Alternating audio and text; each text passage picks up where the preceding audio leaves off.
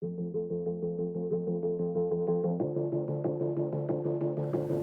2023 Elite Verdict has a brand new SPX Cam paired with the industry's first V2 micromods. The SPX Cam system allows you to get the exact draw length, the exact holding weight, and the exact back wall preference you desire, all within one system. Today I'm going to do a deep dive and show you what you need to do to get those exact settings for yourself. If you're familiar with any of the other cam systems, the ASIM tri-track cam systems like we're on the Result, the Cure, the Encore, the Remedy, the new SPX Cam system is very similar. In the past, you've needed 2 Torx wrenches to change the draw length. You needed a T20 and a T15. This all new cam system, you just need a T15 and you only have 2 screws to set the draw length. When you receive your bow, it should come in the number 5 position, which is 29 inches on the Verdict. On the Elite bows, number 1 is always the longest, so number 1 on the Verdict is going to be 31, number 2 is 30.5, number 3 will be 30, etc., etc. Like the other cam system, there's a well-defined window right here where you can clearly see the number, and number 5 is dead center right there, top and bottom, so I know this bow's set at 29 inches.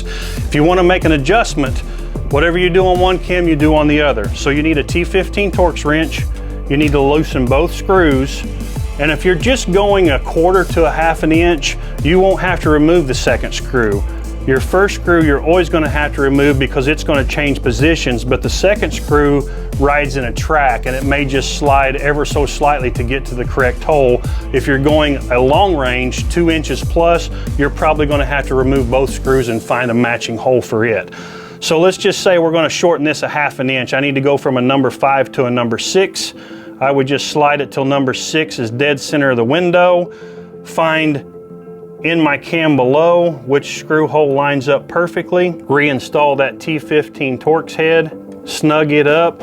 Snug the one back in the track, and then whatever I did on this cam, I want to do on this cam, and I've shortened my draw length 1/2 inch just that fast. Something to note in the longer draw lengths on the SPX Cam system for the Verdict. If you're trying to get the mod to position 1 through 4, 31 down to say 30.5, you're going to find that your screw holes line up exactly with the cable or with the limb. It's an easy fix. You might just have to put some tension on the cable. You might have to put a little tension on the string to get the screw to line up exactly where you want. They won't just drop in. They might be hidden just a little bit by the cable or the limb, so that's something to note. If you find that 1/2 inch is too much for you and you just need to go 1/4 inch, we offer that as well. If it's on the exact number, I said that's your 1/2 inch increment. If you go between the numbers, if you go dead between 5 and 6 like what we did, that would put us at 28 3/4. 5 was 29, 6 was 28.5. If I go right between them, that would give me 28 3/4.